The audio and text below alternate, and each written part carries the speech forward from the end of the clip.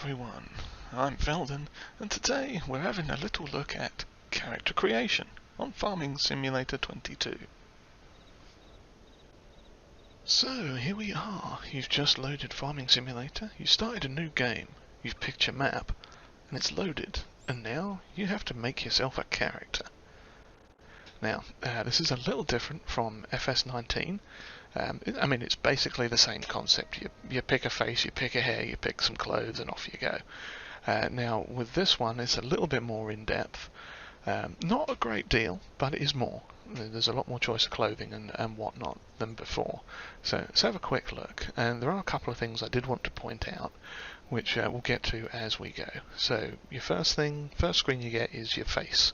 Your generic person, as it were. You can change your name here, and since I'm on a controller, if I press Y, although for some reason it's showing there we go. If I press Y, it pops up the name thing. You can fill that out and put in as you please. I think on console you get the little typing keyboard box thing pop up that you fill out, but we are on PC here today.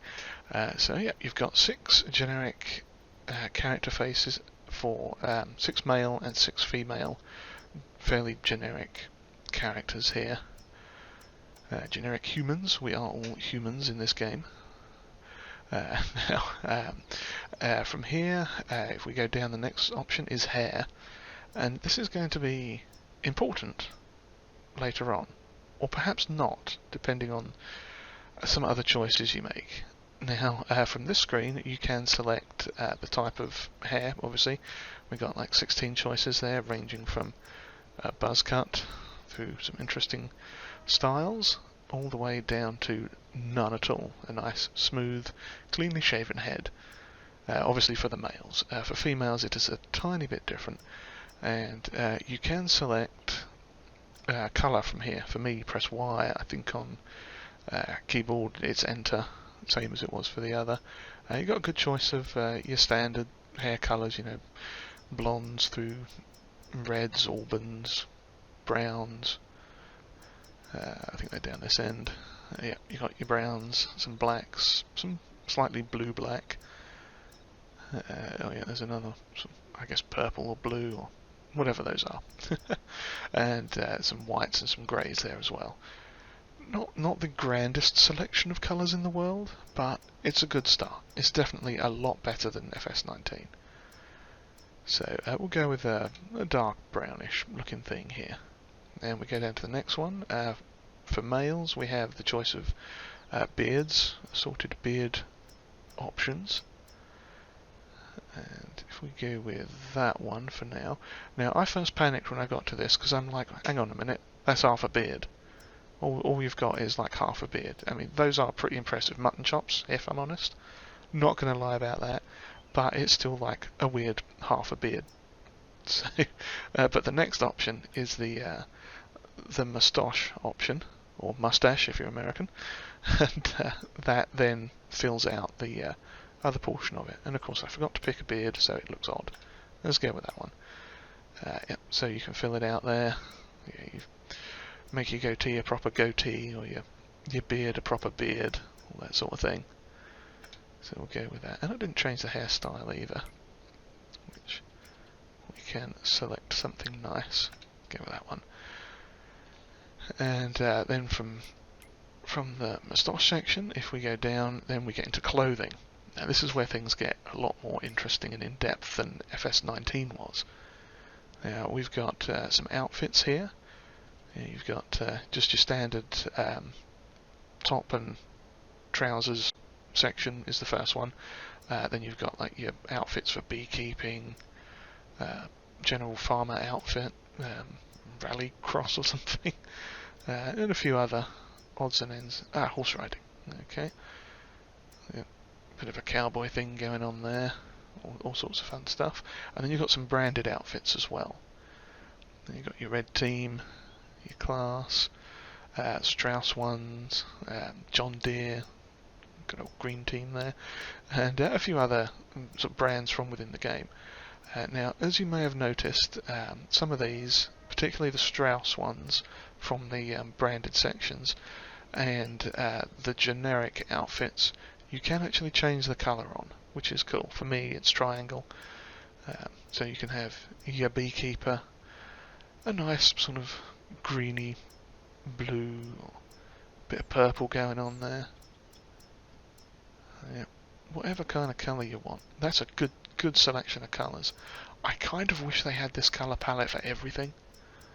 You know, that might be nice, but it's just for certain things. But yes, a lot of these things we can change various colours in.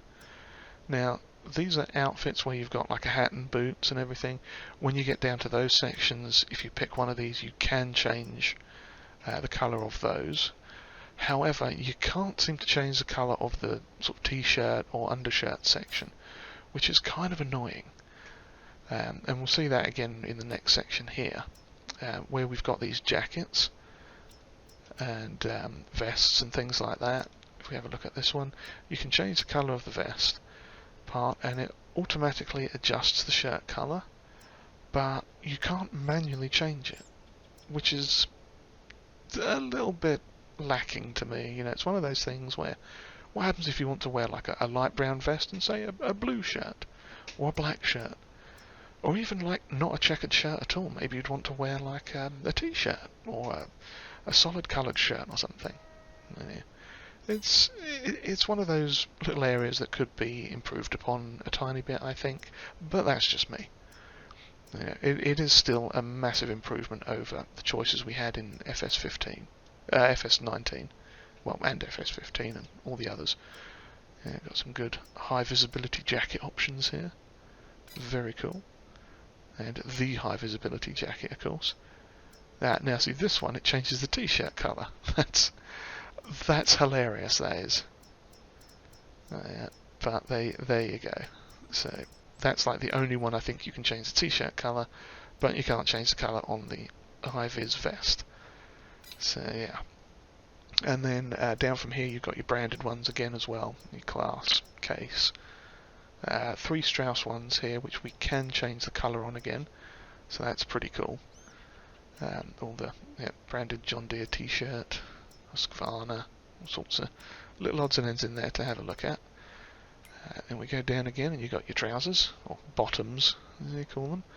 A few generic sort of jeans obviously there, sort of work trousers, cargo pants. Those are your riding bottoms, I think, or thermal leggings or something. And sort of heavy duty work trousers. And all these we can change the colour on, which is nice. So yeah, that's pretty cool. Again, small colour selection, but it is a colour selection nonetheless, and that is very cool. Then again, we've got some branded items here. Some of these will match up with some of the tops, or you can mix and match as much as you like.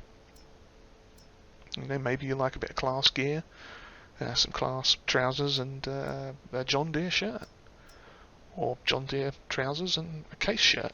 That'd really annoy a few people. But yeah, there you go. Then you got shoes, or footwear. Now in this case, there's one small thing to note. A lot of the general shoes, they're tennis shoe size, or trainers as we call them in England, that sort of just low top thing. With some of these boots, like the work boots and the hiking boots, the tops are hidden under the trousers, with the exception of the wellies.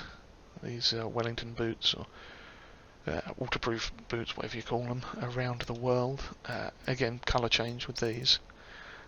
Those go over the top of your trousers, but the rest of them don't. So if we pick something obvious like these sort of motorcycle boots here, and switch back to the riding trousers, there you go, you can see they are showing on the top side, which is cool. Now I think those are the only trousers that do that, or the only bottoms that do that here. But that's cool, so you know, there you go, there's your boots over the top. Put some regular trousers back on. Then you've got your hats option, and this is where the when I said earlier about your choice of hair was important or not, this is where it counts. Or doesn't, depending on your point of view. because as you can see there, we've got a bit of a mullet going on. If we put a hat on, it goes away. You get a generic buzz cut, and you get that generic buzz cut for whatever piece of headwear you put on. Obviously with the full head cover sort of helmets like that, it's not a big deal. But when you've got things like a flat cap and suddenly the back of your head's shaved or buzz cut, then that's a little confusing. And it's even more apparent with the female characters.